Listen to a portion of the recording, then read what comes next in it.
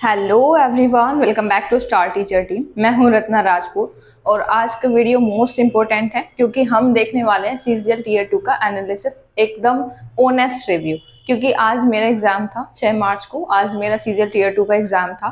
काफ़ी अच्छा था। जितना हमने यूट्यूब वगैरह पे रिव्यू वगैरह देखे हैं कि बहुत ज़्यादा हार्ड आ रहा है पेपर, ऐसा एज सच कुछ भी नहीं था।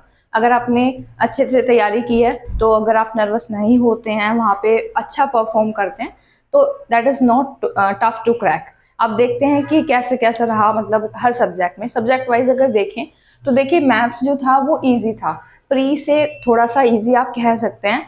क्योंकि एक दो क्वेश्चन ऐसे लगे, मैंने मैथ्स में 27 अटैम्प्ट किए, क्योंकि जो एक क्वेश्चन था मैं थोड़ा सा फॉर्मूला भूल गई थी उसका। अब देखिए जैसे मेंस्ट्रुएशन है, मेंस्ट्रुएशन के आपको क्या करना है, मेंस्ट्रुएशन के आप फॉर्मूले रिवाइज कर लीजिएगा। क्वेश्चन आया हुआ था पिरामिड से, उसमें जो उसका बेस था वो हमारा समबाहु त्रिभुज था, इक्विलेटरल ट्रायंगल। तो हमें इसमें बताना था कि संपूर्ण पृष्ठ क्षेत्रफल क्या होगा। ऐसे जो फॉर्मूलेज हैं वो आप रिवाइज करके जाइएगा। एक और था जो समबाहु त्रिभुज से ही रिलेटेड था, लेकिन उसमें जो था हमें एक वर्ग का परिमाप था, सॉरी, तो उसके उससे रिलेटेड था। मतलब इतने टिपिकल नहीं आ रहे हैं क्वेश्चन जितना हमने ऐसा सोचा था कि मैथ्स में तो बहुत ज़्यादा हार्ड आएगा। और पूरा जो मैथ्स था वो मैंने 26 मिनट में कर लिया था, आप भी कर सकते हैं। और पहले क्योंकि आपको रीजनिंग अटैम्प्ट करनी है, मैं थोड़ा सा नर्वस हो गई तो मैंने पहले मैथ्स अटैम्प्ट कर लिया। वैसे मैंने 26 मिनट में कर लिया था उसको। रीजनिंग में थोड़ा टाइम लगा क्योंकि जो कोडिंग वाले क्वेश्चन होते हैं ना, उसमें लिखा था कि जैसे पंजाब को ये मतलब 112 या कुछ लिखा जाता है, ऐसे ऐसे मुझे कोड तो याद नहीं है, लेकिन ऐसे जो क्वेश्चन थे ना उनमें लॉजिक नहीं लग पा रहा था। तो आप ऐसा करिए, राउंड वाइज उसको कीजिए। जैसे आपने एक राउंड ले लिया कि हाँ इजी इजी सब क्वेश्चन कर लिए, उसके बाद उन्हें करने की कोशिश कीजिए जिनमें आप अटके थे। बाकी आप कोज और इफेक्ट देख लीजिएगा। रीजनिंग में आपको क्या देखना है, जैसे कोज और इफेक्ट वाले क्वेश्चन होते हैं ना, कि ये कारण है, ये इसका प्रभाव है, बताइए कथन एक जो स्टेटमेंट 1 है वो इफेक्ट है या 2 जो है वो इफेक्ट है, दोनों कोज हैं दोनों इफेक्ट है, इस तरीके के क्वेश्चन भी आए हुए थे। और मतलब बाकी ओवरऑल ईजी था, मैं इजी ही कहूंगी, मैथ्स भी इजी था, लेकिन बस आप फॉर्मूले रिवाइज कर लीजिएगा। ये तो रही मैथ्स की बात। रीजनिंग में मैंने आपको बता ही दिया, एक दो क्वेश्चन टफ हो सकते हैं, उनमें अपना टाइम वेस्ट नहीं करना है आपको। अब चलते हैं हम इंग्लिश पे। इंग्लिश इजी थी, बस PQRS जो थे थोड़े से ट्रिकी थे। उनमें मतलब हमें ये नहीं पता लग पा रहा था, जैसे कुछ जो ऑप्शंस थे ना वो क्लोज थे। जैसे P के बाद हमें पता लग जाता है कि Q आएगा, तो वो हर ऑप्शन में था, वहाँ ये दो में एलिमिनेशन करना बहुत टिपिकल हो रहा था। वैसे बाकी इजी थी, वो कैब भी इतनी ज़्यादा हार्ड नहीं थी। और PQRS में अगर आपको लगता है कहीं कि नहीं हो पा रहा है तो please move to next question, और ये आपका वेस्टेज ऑफ टाइम ही होगा। वैसे टाइम बचेगा, बाद में आप उसको देख लीजिएगा, अटेम्प्ट कर लीजिएगा। वैसे PQRS में आप इतना टाइम नहीं वेस्ट करना है आपको। बाकी एक राउंड में पूरा देख लीजिएगा कि हाँ हमसे कौन कौन से क्वेश्चन हो रहे हैं।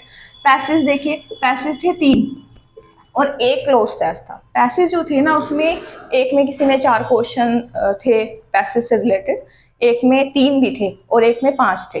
वैसे इजी था पैसेज, मतलब इसरो ने जो सैटेलाइट लॉन्च किए हैं उसके लिए आया था एक। और एक था आइंस्टीन से रिलेटेड था, उन्होंने जब वो वर्रिड थे कि जब हिरोशिमा और नागासाकी पे जो बॉम्ब गिराया गया था, अमेरिका ने गिराया था, तो उस बारे में वो बहुत चिंतित थे। तो ऐसा पैसेज आया था, एक और पैसेज था। तो 3 पैसेज हो गए आपके, एक क्लोज टेस्ट में 5 क्वेश्चन आए थे। तो ये पूरा इंग्लिश का रिव्यू रहा, इसके लिए आपको टेंशन नहीं लेनी है, थोड़ी इजी आ रही है। अब हम जीके के देखते हैं। जीके जो है इतनी टफ नहीं आ रही है, वैसे आप अटेम्प्ट देख लीजिएगा, मतलब अगर आपने थोड़ा सा ज़्यादा पढ़ा है स्टैटिक को और करंट अफेयर के, तो 3 से 4 क्वेश्चन थे। एक क्वेश्चन दिसंबर 2021 से पूछ लिया गया था। इतना भी आप टाइम ना लगाएं करंट अफेयर में, क्योंकि वो तो बाहर से ही आना है। 2022 के 2-3 ही क्वेश्चन थे, मतलब दो भी कम ही थे, और 2 से कम ही होंगे। लेकिन जो एक क्वेश्चन था वो 2021 से पूछा गया था, दिसंबर 2021 का क्वेश्चन था। तो इतना पीछे का तो करंट अफेयर हम नहीं पढ़ पाएंगे। बाकी आप हिस्ट्री पे फोकस कीजिएगा। 2 क्वेश्चन थे हिस्ट्री से, एक तो अलाउद्दीन खिलजी से आया था कि उनके यहाँ जो वो लेखा जोखा का हिसाब रखता था जो मंत्री, तो उसको क्या कहते थे। और एक और था पुष्यमित्र सुंग के बारे में, यानी सुंग वंश की स्थापना किसने की थी, उसको लंबा चौड़ा स्टेटमेंट देके तब पूछा था। तो पढ़ने में थोड़ा टाइम लगता है, वैसे ईजी था। नेक्स्ट अगर देखते हैं पॉलिटी के बारे में, तो इसमें 3 तो मुझे याद हैं जो वो हैं, बाकी 4 क्वेश्चन ही होंगे। एक तो था आर्टिकल 32 और 226 से रिलेटेड कि आर्टिकल 32 और 226 में जो रिट हैं वो कितनी जारी की जाती हैं। बहुत इजी क्वेश्चन था, 5 रिट जारी की जाती है। उनका कोई नाम वगैरह नहीं पूछा था, ओनली नंबर पूछे थे। नेक्स्ट देखिए CAG, यहाँ हमारा किस में आता है, कौन से आर्टिकल में आता है, तो 148 में आता है। और ये AGI का वर्क बेस पे स्टेटमेंट रिलेटेड क्वेश्चन था। तो पॉलिटी के तो इजी है, अगर आप इस पॉलिटी को रिवाइज करके देखिए, यहाँ कितने क्वेश्चन हैं, तीन क्वेश्चन आए, एक क्वेश्चन 3 नंबर का है, तो यहाँ से आप 9 नंबर ले सकते हो। तो जितना हो सके आप पॉलिटी के आर्टिकल को एक बार रिकॉल कर लीजिएगा, आपके 9 से 10 नंबर बन जाएंगे, फिर इससे ज्यादा हमें क्या चाहिए। तो हिस्ट्री पे थोड़ा सा फोकस करिएगा। साइंस में जो है वो बायो से टर्म आ रही थी, और बायो से भी ऐसी टर्म थी जो कभी पढ़ी भी ना हो, बहुत ज्यादा मतलब टिपिकल थी वो टर्म्स। जैसे बायो से जो क्वेश्चन थे, साइंस में जो भी क्वेश्चन बने, तो 3 क्वेश्चन लगभग बायो से थे, और जो नेक्स्ट था वो साइंटिफिक रिसर्च से था। यानी जो आपने देखे होंगे कि वैज्ञानिक खोज होती है कि कौन सी किस वर्ष की गई, तो एक बार वो आप टॉपिक देख लीजिएगा। अगर आपने नोट्स बनाए हैं या आप बुक वगैरह से कहीं भी गूगल पे सर्च करेंगे मिल जाएगा, तो आप ये जो टॉपिक है एक बार पढ़ लीजिएगा कि किसकी खोज कब हुई। जैसे कि सवाल है, तो आप ऐसे क्वेश्चंस को एक बार रिपीट कर लीजिएगा। तो वैसे तो जीके आप कर सकते थे, इको से एक ही क्वेश्चन आया था, और करंट अफेयर से मैंने बताया आपको 2021 भी और 2022 भी पूछा गया था। स्टैटिक से क्वेश्चन आया था, बसंत त्योहार वगैरह का। तो जीके आपको बस इतना ही करना है, पॉलिटी रिवाइज कर लीजिएगा, हिस्ट्री में थोड़े से फैक्ट्स देख लीजिएगा, जैसे अलाउद्दीन खिलजी के समय में क्या हुआ था, कोई उनके जो विभाग हैं, मंत्री किसे क्या कहा जाता था। तो ये रहा जीके का रिव्यू। अब हम देखते हैं कंप्यूटर जैसे हम कहते हैं ये सारा हम संभाल लेंगे, बस कंप्यूटर नहीं आएगा हमसे।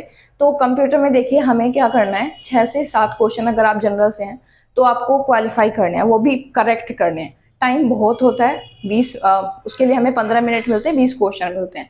तो अगर आप बस वही क्वेश्चन अटेम्प्ट करिए जो आपको आते हैं, मतलब अगर आप ये तुक्का मारना चाह रहे हैं कि शॉर्टकट की पे लगा दें, तो वो आपका वेस्टेज ऑफ नंबर होगा, क्योंकि वो नेगेटिव मार्क्स में चला जाएगा। देखिए इससे क्या था, मॉडरेट लेवल था। या देखिए नोट 2 के लिए पूछा गया था कैश मेमोरी का टॉपिक पढ़ लीजिएगा। कैश मेमोरी से पूछा गया था कि इससे रिलेटेड कौन सा कथन जो है वो सत्य नहीं है। तो आप इसके जो फैक्ट पढ़ेंगे, मेमोरी अब ये कैसे पूछा है, फिर रजिस्टर पूछ सकता है, तो आपके मेमोरी से क्वेश्चन बन सकते हैं। तो अब आप क्या करिएगा, कंप्यूटर की मेमोरी वाला जो टॉपिक है एक बार देख लीजिएगा। अब देखिए फ्लैश डिस्क किसने पूछा था, इसमें से किसको कहा जाता है, 3-4 ऑप्शन दिए हुए थे, शॉर्टकट कीज थी। बाकी आप जानते हैं कि कंप्यूटर में इतना याद नहीं रह पाता, लेकिन अगर मैं बताऊं शॉर्टकट की से आप जो याद करेंगे ना, वो शिफ्ट प्लस ओल्ट वाली करिएगा। और MS एक्सेल से क्वेश्चन थे 2-3, तो कुल मिला के आप कह सकते हैं कि word, excel, office, MS office और शॉर्टकट की, इनसे क्वेश्चन आ रहे हैं। और मेमोरी मैंने आपको बता दिया। तो अब ये था मेरी तरफ से ऑनेस्ट रिव्यू। अब एक और चीज़ रह गई है हमारी, फिर हमें ब्रेक मिला था थोड़ा, तो उसके बाद जब हमारा टाइपिंग का टेस्ट हुआ था, तो उसके बारे में थोड़ी सी बात कर लेते हैं। देखिए टाइपिंग में क्या था, हम जब पहले गए तो हमें 10 मिनट के लिए एक मॉक दिया गया था, जिससे आप ट्राई कर लें कीबोर्ड पे अपना कि कौन सी की आपकी चल रही है नहीं। अगर आपको लगता है ना कहीं भी कोई दिक्कत है, तो आप तुरंत चेंज करवा दीजिए उसको, नहीं तो फिर वो बाद में आपको प्रॉब्लम देता है, जब आप तभी नहीं कहते हैं कि हाँ काम चला लेंगे। आप तुरंत इन्विजिलेटर से बताइए और वो आपको कीबोर्ड चेंज करवा लेना है। और 10 मिनट का मॉक आपको इसलिए दिया जाता है ताकि आप चेक कर सकें। और कभी कोई ऐसा होता है एस्पिरेंट कि चेक ही नहीं करते हैं कि हमें तो आता है ये, लेकिन वो इसलिए होता है ताकि आपकी सब सारी एक बार चेक कर लें कि अच्छे से वर्क कर रही है या नहीं कर रही है। तो वो 10 मिनट का मॉक होता है, उसके बीच में 2 मिनट का ब्रेक होता है, और फिर आ जाता है अपना टाइपिंग का पैसेज आ जाता है। एक और इशू जो देखा जा रहा था वो ये था कि मदर्स नेम उसमें लिखवाया जाता है, जब टाइपिंग का पैसेज पूरा हो जाता है वो अपने आप ही सबमिट हो जाता है। तो उसमें एक टाइम चल रहा होता है, 1 मिनट 26 सेकेंड, या आपके पास मतलब अलग अलग उस पर चल रहा होता है। तो उसमें लिखा रहता है कि जो ये पूरा कॉलम है ब्लैंक है, इसमें अपनी मदर का नाम लिखिए। तो उसमें जैसे आप इंसर्ट करते हैं, टाइप करते हैं, तो वो सेव नहीं होता है, टाइम से पहले वो सेव नहीं होता, और जब टाइम पूरा हो जाता है वो सबमिट हो जाता है। तो ऐसा कोई इशू नहीं है कि आपने सेव नहीं किया तो गलत हो जाएगा, वैसे इंस्ट्रक्शन में लिखा रहा था, बट वहाँ हमने कंफर्म किया तो उन्होंने बोला कि ऐसी कोई दिक्कत नहीं है, अगर आपका सेव नहीं हुआ है, सेव के बिना सबमिट हो गया। तो ये इशू था, और अगर आपको क्लियर हुआ है तो आप वहाँ पे नर्वस नहीं होंगे, क्योंकि पहले से आपको पता होगा, मैंने आपको बता दिया है। और जो पैसेज था वो ग्लोबलाइजेशन के ऊपर था मेरा, और बाकी कीबोर्ड जो था वो ज़्यादा हार्ड नहीं था, जैसा कि मतलब हमने एस्पिरेंट्स से देखा कि कीबोर्ड हार्ड था, मतलब जैसे हम प्रैक्टिस करते हैं उससे ज़्यादा हार्ड था। बहुत सॉफ्ट कीबोर्ड था मेरा तो। अब बाकी मैंने नहीं चेक किया, लेकिन आप इतना भी आप नहीं नर्वस हो, आप काम माइंड से एकदम अपना एग्ज़ाम दीजिएगा। अगर आपको ये मेरा रिव्यू पसंद आया है तो प्लीज़ इस वीडियो को लाइक और शेयर कीजिएगा, और कमेंट कीजिएगा कि ये रिव्यू आपके लिए हेल्पफुल रहा या नहीं। तो इस वीडियो को लाइक और शेयर जरूर करना, और इस चैनल को सब्सक्राइब कर लीजिए, क्योंकि आपके लिए ढेर सारी ऐसी ही वीडियो मैं लाती रहूँगी। फिर मिलेंगे किसी नए वीडियो में। Till then subscribe my channel star teacher team. Achieve your dream with star teacher team.